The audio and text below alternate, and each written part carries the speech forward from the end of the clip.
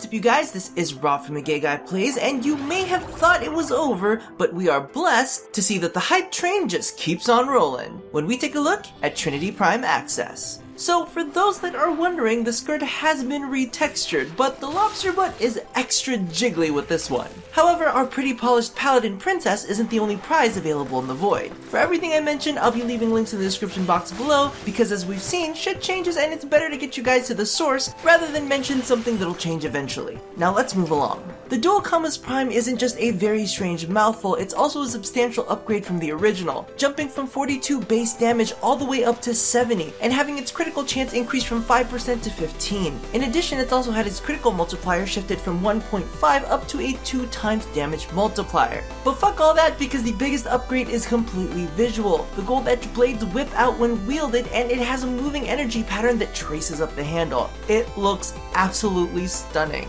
Now, let's get back to the luscious Lobster Lady herself. The helmet is absolutely insane. From the moving energy pattern to the halo all the way down to that gorgeous sash that connects on both sides. If you take a close look, I'm actually a big fan of how they handled her jaw as well. Everything there is fantastic. The back wings, the shoulder plates, the pulsing and shifting energy effects, even the shoes. She seriously looks awesome. I think the only thing that I am undecided about is how much jelly she's got in that tail of hers. The physics on the skirt itself is slightly too rubbery looking to me, but it's definitely fine. That Lobster Tail, however, I almost wish it was stiff like the old version, but you know, that's just me. Okay, fanboying aside, she's had her base shield bumped up from 100 to 150, and her sprint speed slightly tweaked from 1 to 1.1. She's also got a bonus dash and V slot, which in addition to her 2 pre-existing Ds, means you'll hardly have to toss in any forma to fit everything that you need in. Now that is absolutely amazing. As for her energy effects, she gets bonus swirlies on Energy Vampire, Well of Life, and Blessing.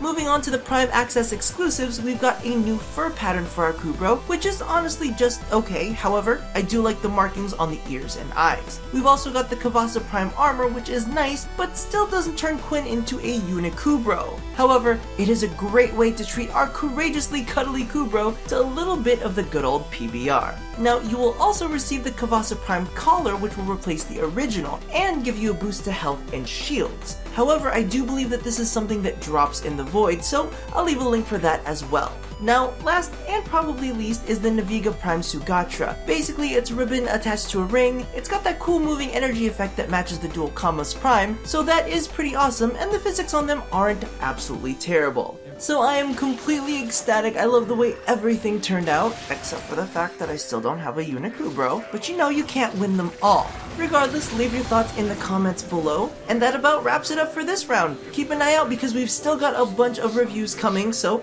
I will see you all soon. Bye!